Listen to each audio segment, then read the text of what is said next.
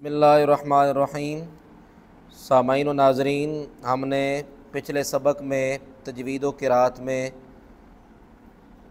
11 मखरज तक हमने पढ़ा था, मखरज नंबर 11, और आज हमने मखरज नंबर 12 से शुरू करना है, और ये है ता दाल तो।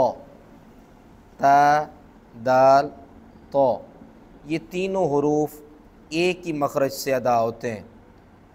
कहाँ से अदा होते हैं? ज़ुबान की नोक, सामने वाले जो दो दांत हैं इनको कहते हैं सनाया उलिया, उनकी जड़ से लगे तो ता दाल तो अदा होते हैं।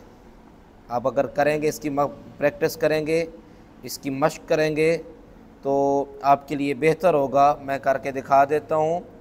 अब ये ता है, ता ज़बर ता, ता ज़ेर ती, ता पेश तू, ता ती तू, इस तरह करेंगे। अत इत उत, दाल है अद इद उद, तो है अत एत उत।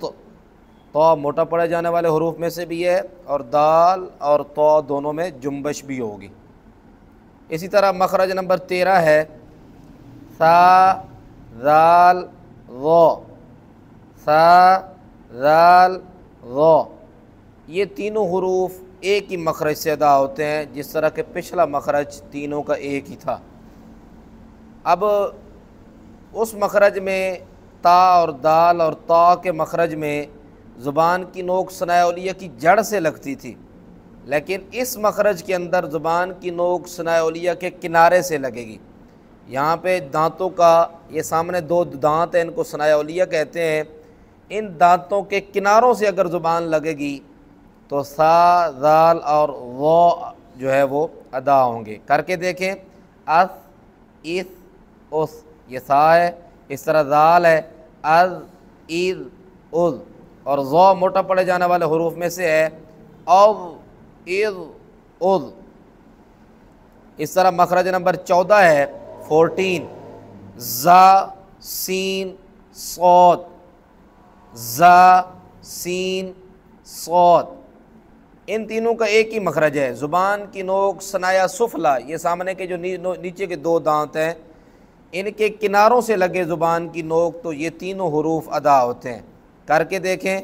अज़ इज़ उज़, इस तरह सीन है अस इस उस, सौद है अस इस उस। सौद मोटे पड़े जाने वाले हरूफ में से भी है, और ये तीनों हरूफ हरूफ सफ़ीरिया कहलाते हैं। इन तीनों के अंदर सीटी होगी। ज़ा सीन सौद में सीटी की आवाज़ निकलेगी। इस तरह 15 मखरज है हमारा 15वां फ़ा। ये हरूफ शफ़वियों में से है, यानी ये वो हर्फ है जो होंठों से अदा होता है।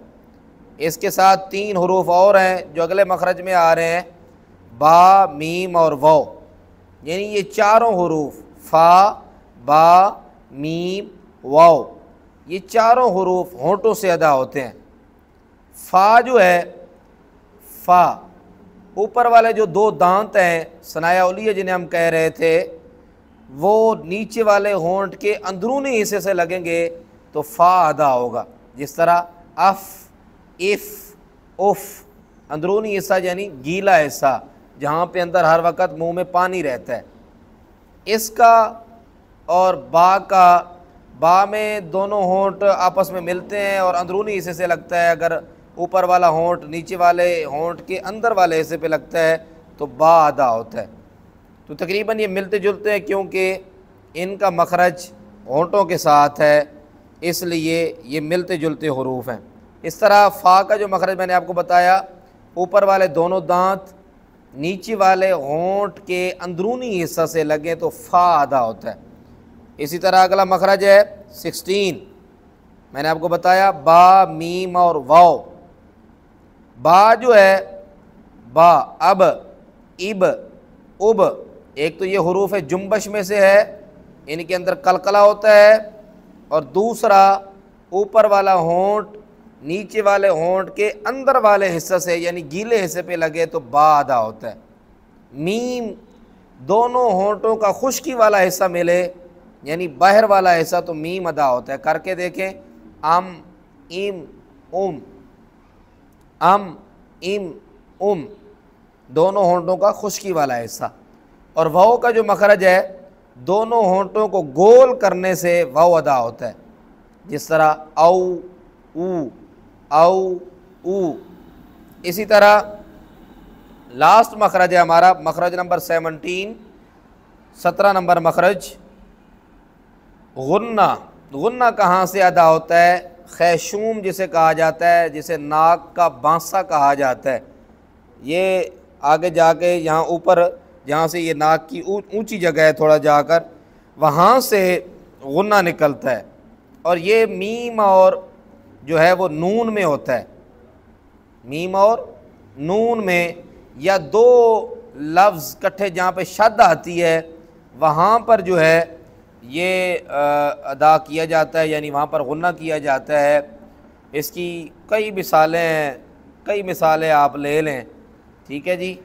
ان اس طرح ان ام اگر جہاں پہ ہو رہا ہوگا, مما مما ہماری آواز ناک میں جا رہی ہے, اب ہمارا منہ بند ہے اور ہماری آواز ناک سے نکل رہی ہے مما.